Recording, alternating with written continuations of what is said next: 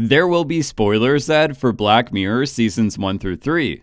Today, I am your tour guide, showing you every single Easter egg and episode connection in Black Mirror Season 3. I will also be pointing out some rad hidden details you may have missed when watching this season, starting with Nosedive.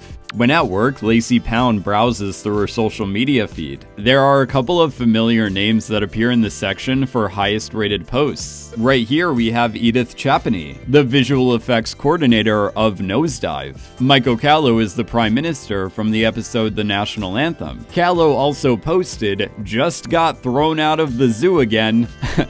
Classic Cowl. Lacey runs into fans of the show Sea of Tranquility, also known as Trankheads. We first heard about Sea of Tranquility in the National Anthem when they hired Noel because of his special effects work on the show. When offering Lacey a drink, Susan says blue thermos is coffee, red's whiskey. In The Matrix, Morpheus offers Neo a choice between a red pill or a blue pill. If you take the blue pill, you remain ignorant and continue living in your very comfortable prison. If you take the red pill, you learn about the unpleasant truths of reality and see the world for what it really is. Susan leaves the red thermos in Lacey's suitcase, claiming it to be an emergency escape hatch. After Lacey starts being authentic, she drinks out of the red thermos, signifying that she has chosen to break out of her prison. Let's head over to Playtest. You know Hannah John-Kamen, who plays Sonia? Well, guess what? She also plays Selma in the episode 15 Million Merits. During their first date, Sonia jokingly called Cooper Indiana Jones. Later in the episode, Cooper is presented with a digital projection of Josh Peters, school bully. Cooper reaches into Josh's chest and pretends to pull out a heart while shouting Kali Ma. This was in reference to the heart removal scene from Indiana Jones in the Temple of Doom. The bar Cooper and Sonia meet at is called the Raven Inn, a possible reference to Marion Ravenwood, and her bar from Raiders of the Lost Ark. And speaking of ravens, later in this episode, Cooper picks up a book of short stories written by Edgar Allan Poe. He then opens the book to The Raven, a poem about a narrator who can't trust his own mind, as he lets his fears and insecurities consume him. Remind you of anyone? On Sonia's bookshelf, there's a collection of video games. The movie Face Off is laying at the top of the collection. Later in the episode, Cooper ends up pulling Sonia's face off. Yes, see what they did there? In fact, there were more details that Cooper saw at the beginning of this episode that appeared in the Harlech house later on. On the plane, Cooper was watching a movie with a massive spider, and when in the Saito Gemu headquarters, you could see an employee wearing a shirt with a spider on it. Later in the episode, a small spider charges at Cooper, and then comes back as a massive spider like the one in the movie. Cooper got stabbed by fake evil Sonia in the same spot Josh Peters hit him with a metal rod thing. The video game version of Josh Peters is wearing the same outfit a game designer was working on earlier in the episode. Cooper also passed a poster for the video game Skinned Alive, bringing us back to the whole face-off moment. When Cooper forgets who he is, Katie explains the interface has data tendrils like roots, and that they've dug deeper than they're meant to. Earlier in the episode, when Cooper was in Sho Saito's office, there were 3 pictures of a mushroom and its roots, representative of the mushroom threading through his brain and taking over whole areas of it. Let's go back to Sonia's video game collection. Right here, you can see a copy of Resident Evil and Silent Hill. In an interview with the Rolling Stone, the show's creator, Charlie Brooker, explained that the game Cooper's playing is kind of inspired by Resident Evil and Silent Hill. At the end of the episode, it's revealed that Cooper's last name is Redfield, named after Claire or Chris Redfield from the Resident Evil series. There's also a copy of Dark Souls 2, which is interesting because Hannah John-Kamen plays the character Sweet Xiaoquar in Dark Souls 2. A few games to the right of that is BioShock 2. Later in the episode, Katie says to Cooper, "Would you kindly open the door?" The phrase "would you kindly" was used by Andrew Ryan throughout the first BioShock. At the top of the front cover of Edge magazine, there's the headline "Inside TCKR, Turning Nostalgia into a Game,"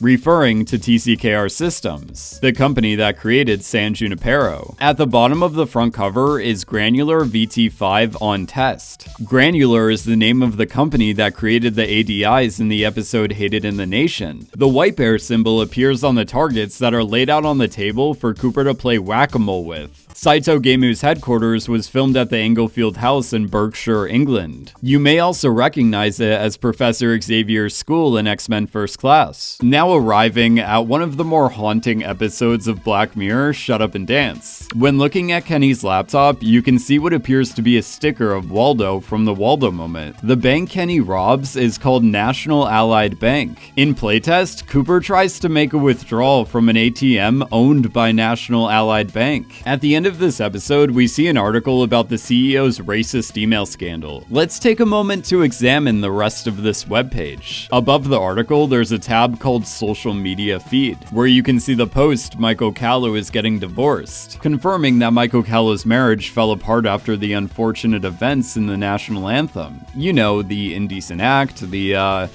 yeah, I'm not going into more detail than that. To the right of that post is another post announcing talent show 15 Million Merits launches next week, referring to the episode 15 Million Merits and the talent show in that episode called Hot Shot. To the right of the main article is an advertisement for cookies from White Christmas. The featured articles are Michael Callow to divorce and an update on the trial of Victoria Scillane from the White Bear Justice Park. Next up is San Junipero.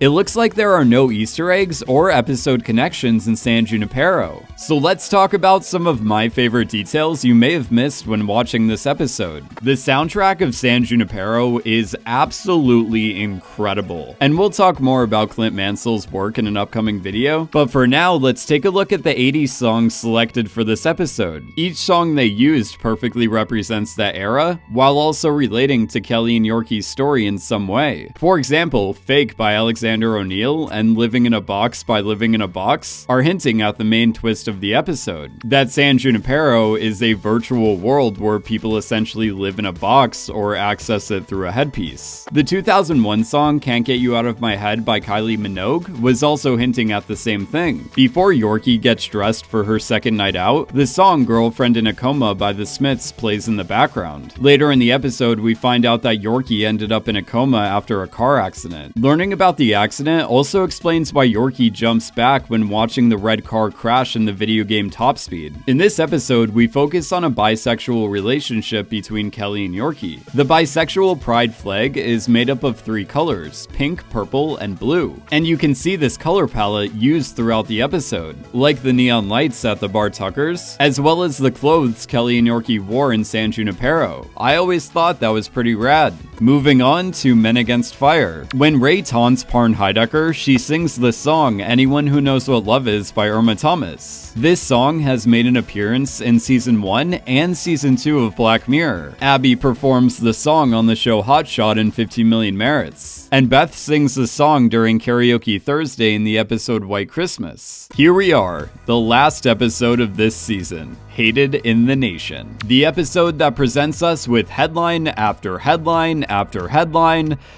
At the beginning of Hated in the Nation, Karen is watching a news report about Chancellor Tom Pickering defending the government's stance on disability benefits. During the report, there's a headline at the bottom of the screen reading US military announces mass projects. This headline is talking about the mass system used in Men Against Fire. Also, that report is from the news channel UKN. The same news channel we've seen in previous Black Mirror episodes like the National Anthem, White Bear, the Waldo moment, and White Christmas. When at the first crime scene, Blue turns on Joe Power's computer and views her notifications. On the right side of the webpage is a section for trending topics. You can see hashtag Saito Gemu, the video game company from the episode Playtest. Hashtag Cubicle Living is a reference to the rooms made out of screens in 15 Million Merits. And hashtag Mass is referring to the mass system that was just announced. When Karen gives Blue a ride home, Blue reveals that she left forensics because of the Rennick case, claiming that after she cracked Rennick's souvenir folder, she didn't just see the pictures, but the videos too. Ian Rennick was Victoria Scillane's boyfriend in White Bear. Victoria used her smartphone to record a video of Ian Rennick killing Jemima Sykes. so it's implied that Blue must have watched Victoria's video. Later on, there's a news report about Joe Powers being found dead at her home. During this news report, there's 3 very interesting headlines that can be seen at the bottom of the screen. The first one being Sho Saito unveils Harlock Shadow 6, the next installment of the Harlock Shadow series made by Saito Gameu from Playtest. The next headline is ECHR rules cookies have human rights, so Greta and Potter's cookies from White Christmas now have rights. And the last headline is Reputelligent shares nosedive, referring to the shares of Reputelligent, the company responsible for the rating system in Nosedive.